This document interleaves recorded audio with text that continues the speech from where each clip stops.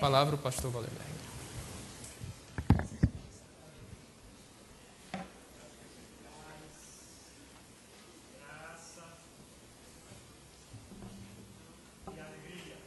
Parte do Senhor Jesus seja conosco hoje aqui. Estou contente em poder glorificar e servir o Senhor Jesus junto com vocês. Me alegra e me honra ao mesmo tempo. Tá bom? Quero convidá-los, por gentileza, a que abram as Bíblias no texto que foi lido inicialmente.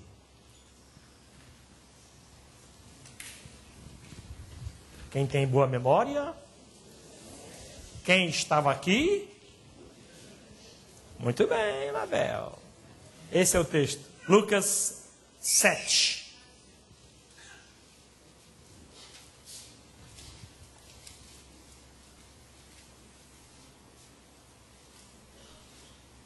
Desejo do meu coração,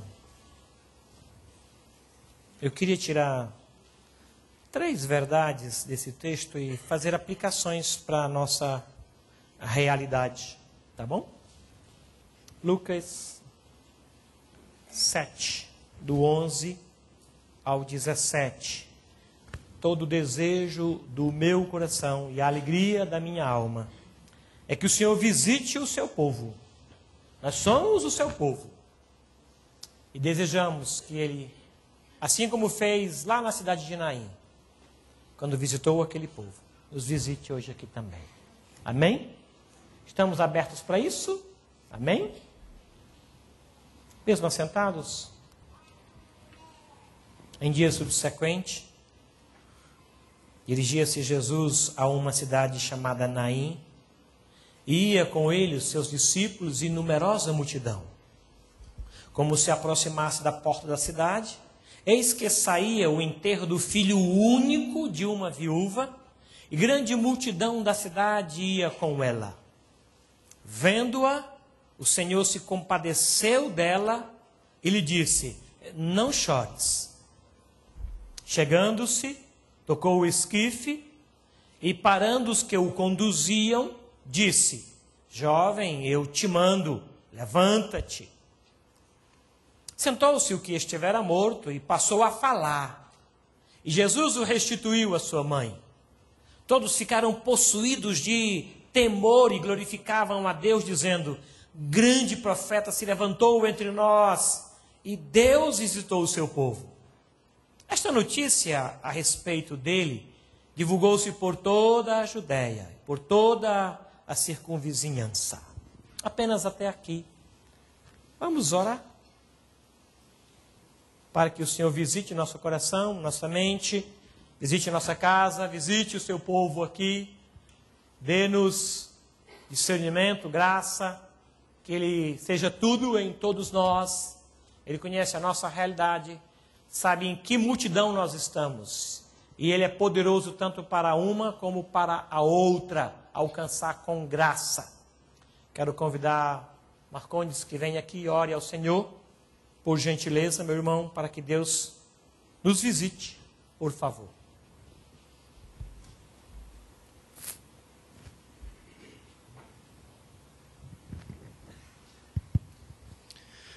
Amado Deus, nós queremos te agradecer pela oportunidade que o Senhor nos dá de estarmos aqui na tua casa, pelo privilégio que nós temos, Deus, de cultuarmos a ti, com toda a liberdade. Pedimos agora a direção do teu Espírito Santo, para que o Senhor venha usar o teu servo, Senhor Jesus, para falar aos nossos corações.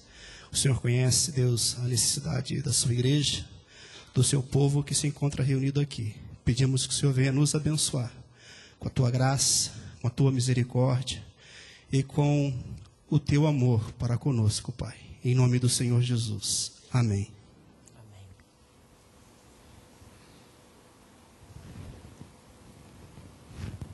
Era uma vez, há muito tempo atrás, uma mulher que vivia no mundo de homens, com relativa dificuldade, veio a casar. Depois de algum tempo, nasceu-lhe um filho. O seu marido, na sua casa, era a garantia de pão. O seu filho, no seu lar, era a certeza de alegria. O seu esposo era a segurança de contas pagas. E o seu filho, a presença constante de gozo na alma. Casa pequena, família pequena. De repente não sabemos o que aconteceu e o provedor morreu. Ela perdeu o marido. Não sabemos de quê, não sabemos como. Sabemos é que ele veio a óbito.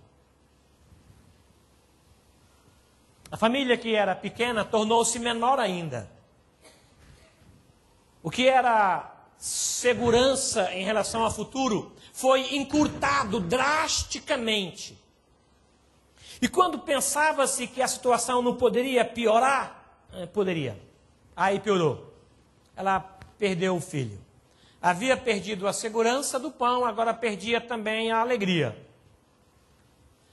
Palmer classifica essa situação de caso extremo de aflição, em que uma viúva perde o seu único filho. E eu queria pensar um pouquinho nesta viúva da cidade de Naim.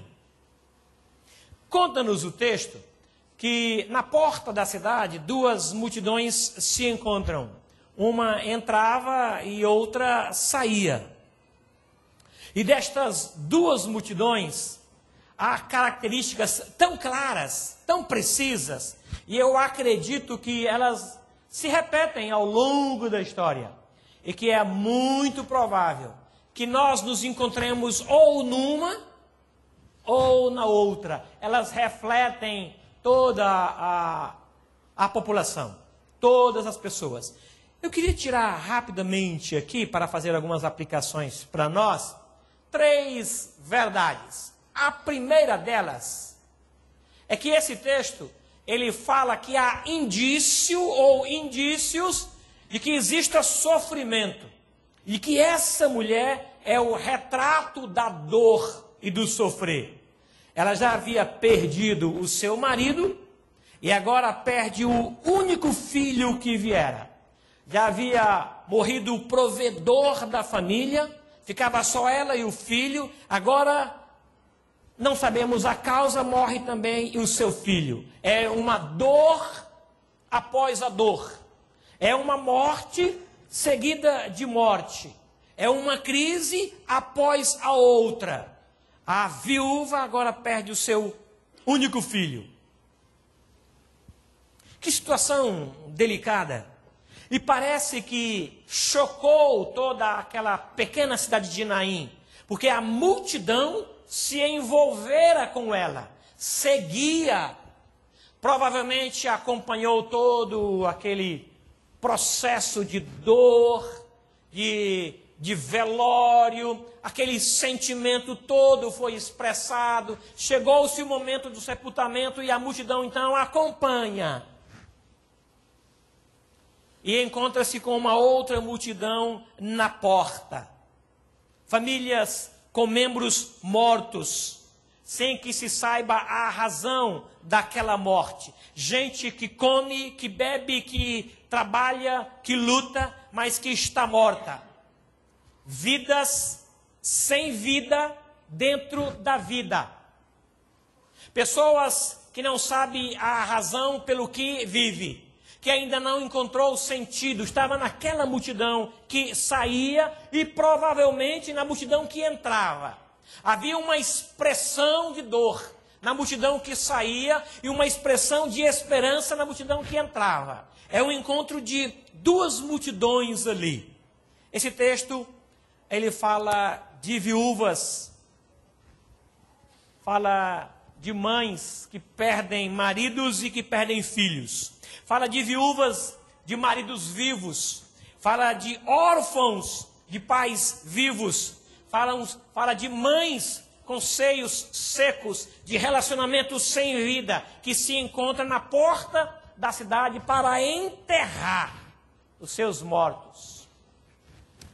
A Bíblia não fala o nome dessa mulher, nem do marido, e também do filho não fala. É provável que a aplicação que Lucas queira nos levar, porque é ele que narra esse episódio, é que existam pessoas que enfrentam o sofrimento e que não têm identidade, não tem nome.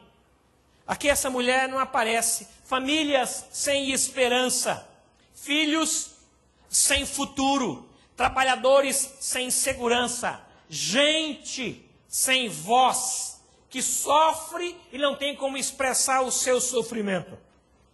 Esta mulher aqui, ela reúne pelo menos 2 tipos de morte. Dentro dela, há uma morte física pela perda do marido e agora do filho, e há também uma morte emocional. Como é que estaria a alma daquela mulher? Que perspectiva ela carrega na alma acerca do dia seguinte? Acerca da semana seguinte? Como é que fica a sua vida em questão futura? E ela encontra-se com Jesus na saída. É provável que essa morte esteja incomodando a sua alma. Porque nós somos uma geração que lamentamos basicamente a morte física. Nós velamos apenas a morte física. A morte emocional não nos incomoda. A morte da alma não nos faz sofrer. E eu percebo que a nossa geração é uma geração muito mais de mortos-vivos do que de mortos-mortos. Se nós conseguirmos fazer um raio-x da alma das pessoas, nós ficaríamos assombrados com as chagas e os buracos que iríamos perceber nesse raio-x da alma. Porque nós não somos uma geração que se preocupa no bem-estar da alma, em como está a alma. Não, nós preocupamos com o pão na mesa, nós nos preocupamos com a roupa que usamos, nós nos preocupamos com as contas para pagar, nós nos preocupamos com a parte espiritual, as nossas orações, as nossas leituras estão em dias. Mas nem sempre nós observamos em que estado se encontra a alma. Nós não temos mais tempo para olhar nos olhos da pessoa, para por esta cavidade perceber em que estado se encontra o coração. Não. E quando a pessoa reclama da nossa companhia, nós comumente falamos: está te faltando alguma coisa? Estou pagando as tuas contas? Eu te levo ao shopping todo feriado? De que você está reclamando? Eu te dou tudo o que você pede. Eu não estou aqui? É claro que eu te amo. Se eu estou aqui é porque eu te amo. Você ainda não conseguiu fazer uma leitura desses detalhes da minha presença? A alma adoecida. E a alma geme e se expressa. E ela grita, às vezes dentro de um corpo sadio, de um espírito sadio, mas uma alma em frangalhos, num processo de morte. O Senhor Jesus encontra-se com uma outra multidão e percebe na multidão a mulher. Ele viu a dor naquela mulher. É extraordinário ele, né? Ele não viu apenas a multidão. Ele viu a mulher. Ele viu a dor da mulher. Ele percebeu que naquela multidão que saía, era a multidão da morte. E que não havia razão nenhuma para alegria. Gente que não tinha alegria nenhuma para viver. Gente com a alma morta, ou num processo de morte. Os vivos mortos. A experiência se repetia na alma daquela mulher. Há algum tempo atrás, houve-se uma notícia de que o esposo adoeceu. E depois que ele morreu, aí então ela recebe os amigos que a cumprimentam. E passa o período do velório. E ela saiu com uma multidão e o filho junto para enterrar o marido. E não aconteceu nada. E ela enterrou o marido. Ela voltou para casa e a vida continuou. Agora parece que a cena se repete. O filho morre. Acontece o velório. Agora uma multidão segue, provavelmente mais numerosa do que a primeira. E vão saindo. Só que acontece algo inesperado. Uma outra multidão está entrando pela mesma porta. Nessa outra multidão tem alguém que ela não conhece. E eles se encontram. E de repente esse alguém que ela não conhece e que a conhece tão bem, chega e fala para ela as frases mais mágicas daquele momento. Provavelmente muita gente já tinha dito aquilo para ela. É meus sentimentos. Não chora não, é assim mesmo. A gente não consegue entender, né? Ah, meus pêsames. Oh, não chora. Aceita um chazinho de erva cidreira. Diz que é muito bom para dormir. É provável que isso tenha se repetido. Aí ele chega sem nenhuma novidade. Ele diz, não chores. Ele sai dela e vai no problema dela. Porque ele viu a alma dela. Ele viu a angústia. Ele conhece a história dela. No meio daquela multidão, o que se falava era de dor. Eu conheço gente que só fala de dor, cujo único diálogo é sobre médicos. Eu conheço gente que conhece todos os médicos de todas as áreas. Nome, o sobrenome e o telefone. Meu cardiologista, meu ginecologista, meu não sei o quê, meu... Gente que tem médico particular. Eu vou a um cardiologista, mas não é meu cardiologista, é cardiologista. Eu nem quero ter cardiologista, eu quero ter coração. Eu quero ser cardiologista, gente, eu quero ter saúde. Eu quero gravar nome de ginecologista, que coisa nenhuma. Eu quero saber da saúde, é isso que eu quero. Eu vou gravar nome de remédio? Eu estou preocupado com remédio? Não estou preocupado com isso. Não vou ocupar a minha mente gravando nome de remédio para dor de cabeça, remédio para dor nos rins, remédio para não sei o quê, remédio para não sei o quê. Tem gente assim, cujo único assunto é esse. Na multidão que saía, o único assunto que prevalecia era esse. Aquela multidão era mestre na arte de sofrer. Gente que só fala de dor, que só conhece remédio, que sabe todos os traumas da vida, que não tem outro papo. A promessa que se adia, diz a Bíblia, que faz adoecer o coração. É provável que num ambiente como esse, bonito, de gente bonita, gente bem vestida, tenha gente nesse processo aí com a alma adoecida, que conhece dor, que sabe sofrer. Conhece o nome de todos os pneumatologistas de São José, de cor, o sobrenome dele, o telefone dele, e que sabe todos os reumatologistas, tudo de cor. E que no catálogo de telefone, Dr. X, Dr. X, Dr. X, Dr. X, nenhum amigo, nenhum irmão para ligar, só o nome de médicos. Para com isso. Essa é a multidão que sai. Essa é a multidão que vai encontrar a morte. Mas há uma outra multidão que entra.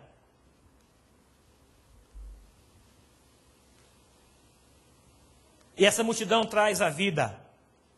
A primeira verdade é que há indícios de que existe o sofrimento. Há fortes indícios de que nós somos uma geração que sofre. Sofre com filhos. Se eu perguntar para você, aonde está o seu filho agora, você sabe? Ótimo. E se eu perguntar como está o seu filho, você sabe? Não só aonde, mas como é que ele está? Como é que está o seu pai? Você pode me responder? Em que multidão ele se encontra? Nos dos que saem ou nos dos que entram em Naim? Porque há uma multidão que entra. E nessa multidão há esperança. Porque lá no meio daquela multidão, que também não sabe muita coisa, mas que acompanha o verbo da vida, Há alguém que tem poder para dizer não chores e tem poder para concretizar alguma coisa a mais do que apenas falar não chores. Ele pode ir além de apenas falar. Ele chega e toca o caixão, no que ele toca a turma toda para. Interrompeu o enterro, a morte é estancada. Aí ele conversa com o morto. Ele dá uma ordem para o morto. Ele chega e diz, levanta. E funcionou. Não é que o rapaz levantou e começou então a falar? Consegue imaginar o espanto do povo? Consegue? Você consegue visualizar essa cena? Passou o velório. Passou o tempo todo de esperança. Agora vamos enterrar. Próximo do cemitério. Aí chega alguém e diz, não chora. Aí fala com o morto levanta. Você consegue imaginar essa cena? Já viu isso em algum lugar? Eu já vi. Agnaldo Timóteo. Viram falar isso? Viram na televisão? Chamaram Agnaldo Timóteo para tocar num velório. E ele foi. Cobrou o cachê e foi. Só que era o que chamam por aí de pegadinha. Aí o pai do morto disse, eu queria que o senhor cantasse do lado do caixão. Aí ele relutou um pouco, mas o cachê era alto e ele aceitou. Aí o senhor pode colocar a mão sobre o caixão? Ele relutou mais uma vez, mas com a insistência do pai, ele pôs. Aí chegou lá e colocou a mão esquerda e com a outra mão ele segurou o microfone e começou a cantar. No meio do cântico, o morto colocou a mão na mão dele. Consegue imaginar? Foi isso que aconteceu. Eu vi na televisão, essas pegadinhas que passam aí na televisão. Esse homem toca o caixão e muda a situação. Não era pegadinha. Diz o homem, sentou e falou. Ele restitui a sua mãe. A manifestação da vida acontece ali. Duas multidões. Uma segue a morte, traz em si dor e sofrimento. É disso que eles falam. Eles carregam a morte. Eles seguem a morte. Não tem outro assunto. Não tem outro destino. A outra chega com vida, com esperança, com alegria. Alguém lá naquela multidão veio a mulher. Viu a sua dor e o seu sofrimento. E chega para ela sem alarde e diz, não chores. Esse alguém é Jesus. Ele a conhecia, embora ela não soubesse quem ele era.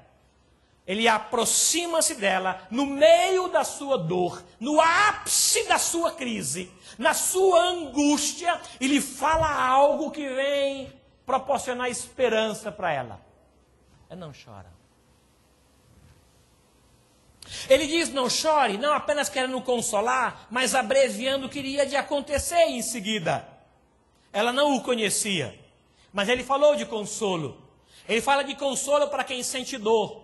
Ele fala de movimento para quem está morto. Que coisa interessante. Seria estranho se ele mudasse a conversa. Falasse de movimento para ela que estava chorando e falasse de consolo para o cara que estava morto. Imagina a cena. Ele chega para a mulher e diz, levanta. E chega para o morto e diz, não chore. Alguém poderia dizer assim, ele não chora mesmo não. Mas ele não faz isso. Ele viu a dor e traz consolo. Ele viu a morte e traz vida. Terceiro e última verdade, antes das aplicações.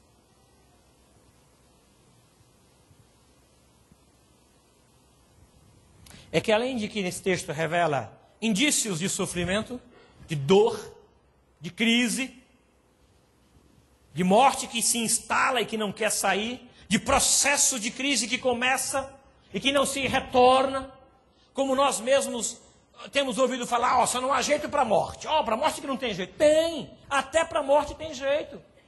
Porque havia na multidão que entrava, cujo poder era grande. Ele viu, o poder não está apenas em ressuscitar, gente. O poder está em ver a dor. O poder está em perceber a alma, em sentir o que aquela mulher sentia. É nisso que está o poder dele também. Ele viu a mulher. Ele não perguntou, quem que é a mãe? Quem que é o viúvo aqui? Ele não perguntou, ele viu, ele sentiu. Ele é Deus. Ele sabe quem chegou aqui sem esperança. Ele sabe quem chegou aqui num processo de dor. Ele é extraordinário. Ele consegue olhar nos olhos e ver a alma dentro. Ele sabe quem deixou atritos em casa não resolvidos. Ele sabe. Ele sabe como é que está o teu relacionamento com o parente, marido, esposa, filho. A questão que não se resolve entre você e o cônjuge, ele sabe. Ele sabe a dor ele sabe. Ele sabe o que você trouxe e a esperança que te trouxe. Ele sabe que provavelmente você segue uma multidão cujo destino é a morte. E você segue essa multidão como se nada mais pudesse fazer. Está no rolo do povo, todo mundo vai para cá, você vai, e vai para lá, você vai também. Tá isso aí, ó. Vai no movimento. Sem nome, sem voz, sem vontade. Ele chega e vê isso. E ele tem poder para não apenas ver, mas para mudar esse quadro. Não chora. Olha para mim. Não chora. O teu problema qual é? É o caixão? Eu vou parar o enterro agora. Qual que é a crise? Aonde se instalou a dor? Fala para mim. Eu já vi. Eu conheço o teu caso. Fala comigo. Ele toca o caixão, que não era permitido aos sacerdotes fazer. Ele ordena que a vida se manifeste. E a vida acontece. E ela já acontece em movimento. O cara sente e começa a falar. Fosse domingo, suponha que ele tenha morrido no domingo de manhã. E o Senhor Jesus, por volta de 6 da tarde, encontra-se com esta viúva e para o enterro. O que seria que ele perguntava? Conjecturas, o que ele iria falar? 6 da tarde de domingo. Ainda dá tempo de ir para o culto? Como é que ficou o jogo dos santos? Qual foi o placar? Como é que está a questão de hoje? Choveu lá. O que ele iria falar? O que ele falou? Conjecturas. Mas o que ele falou deixou claro que ele está vivo. Aí o Senhor Jesus restitui a sua mãe. Porque há uma certeza quando ele está presente e quando ele fala. A certeza é de que a vida vai acontecer. Algo bom Deus vai fazer aqui. Algo bom há de acontecer. Por quê? Porque ele está aqui. Aonde estiverem 2 ou 3 reunidos em meu nome, eu estou lá. Alguém tem dúvida de que ele esteja aqui? Alguém tem certeza de que ele esteja aqui? Amém? Aleluia! Então, onde ele está tem vida. Onde ele está tem movimento, tem sons. E os sons são agradáveis, os movimentos são ágeis e bonitos. Aonde ele está tem cores. A vida está em ebulliência. Aonde ele está tem vida. Tem alegria. Ele é a alegria de toda a terra. Ele é a alegria de quem o conhece e de quem não o conhece. Esse texto diz que há certeza quando Jesus está presente. No meio da multidão surge Jesus com amor, com misericórdia, fala com a mulher que sofre, o poder de restaurar a vida. Ele fala com os dois. Uma palavra de consolo para um, uma palavra de poder para o outro. Por gentileza, curve sua cabeça, por favor. Eu queria só fazer uma aplicação nesse texto.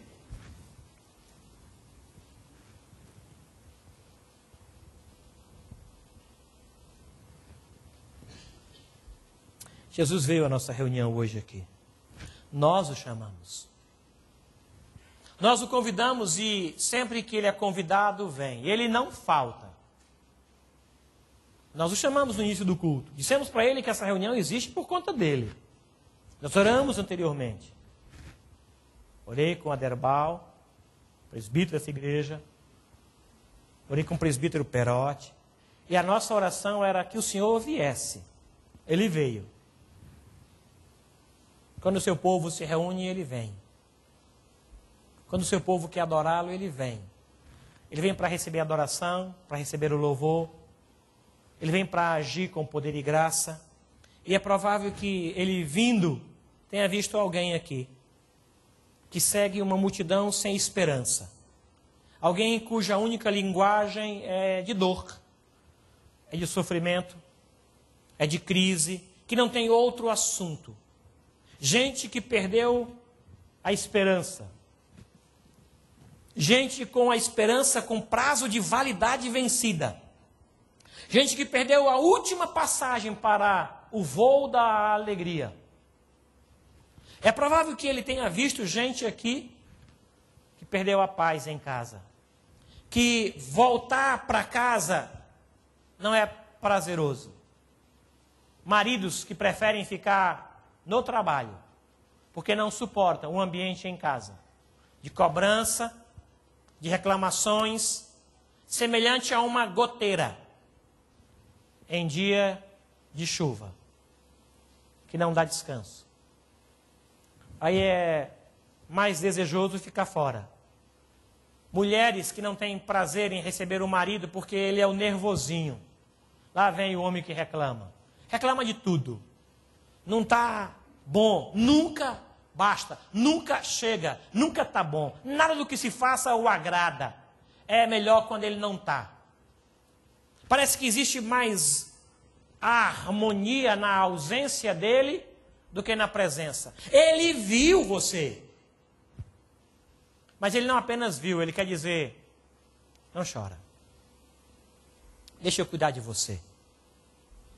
Onde é o problema? É o morto? O problema está na empresa? Deixa eu cuidar. Deixa comigo. Eu entendo de negócios. Qual é o problema? É o filho.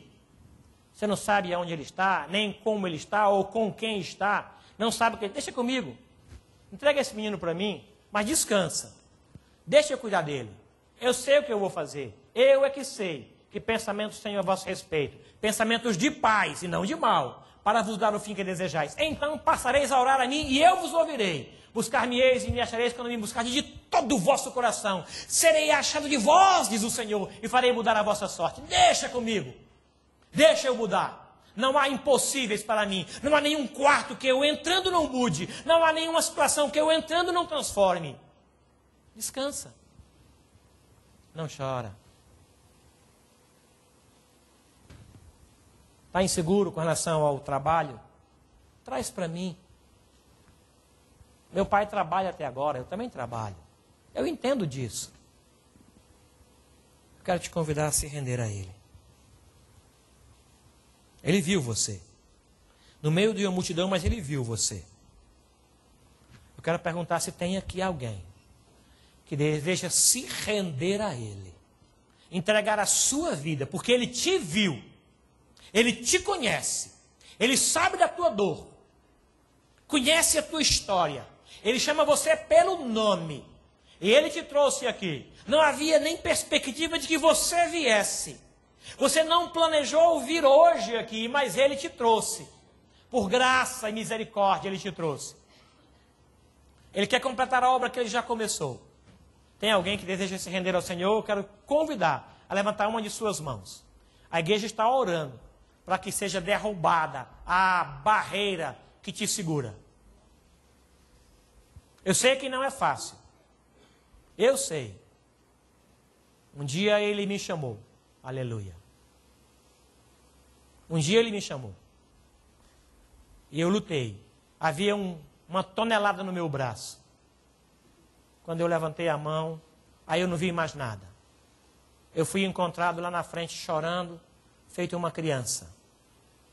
Porque Ele me alcançou com a sua graça. E mudou a minha vida. Ele não me aperfeiçoou. Não, Ele me salvou. Eu estou caminhando em direção a Ele. Tem alguém que deseja se render a Ele? Levante uma de suas mãos. Ele te trouxe. Aleluia. Aleluia. Ele quer te alcançar. Glória a Deus. Glória a Deus. Pode baixar a mão. Quero orar por você. Algumas pessoas levantaram. Eu quero orar por você. Levanta a sua mão. Tem coragem. Ele te trouxe hoje aqui. Glória a Deus. Glória a Deus. Glória a Deus. Que luta, né? Em nome de Jesus. Se manifesta. Em nome de Jesus. Deixa a vida se manifestar em você. Deixa a vida acontecer. Sai dessa multidão. Entra na outra. Daqueles que caminham com Jesus. Quero orar por você.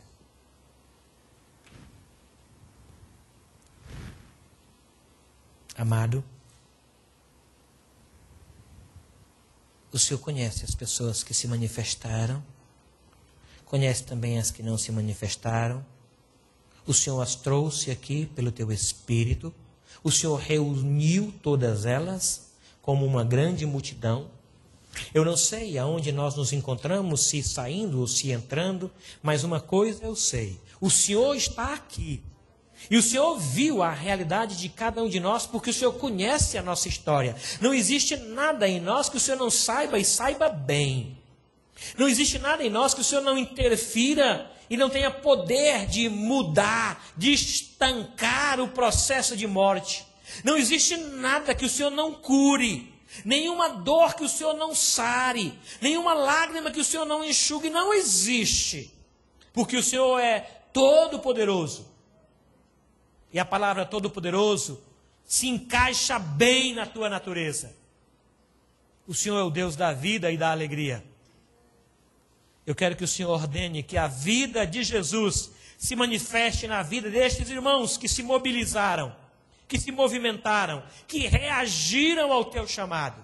É provável que eles tragam em si alguma dor não sarada, alguma lágrima não enxugada, alguma crise não resolvida, algum problema não solucionado. O Senhor sabe. Junto com o conselho espiritual desta igreja, nós abençoamos essas pessoas. E clamamos a uma só voz ao Senhor, que conceda àqueles que o Senhor reuniu, que o Senhor trouxe com o propósito de ouvir a tua palavra, com o desejo de salvação, que o Senhor seja misericordioso e nos conceda outra chance, para que o processo de vida que começou se complete. Faça isso por amor do teu nome. É o que nós clamamos a Ti. Em nome de Jesus e para a glória dEle também. Amém. Amém.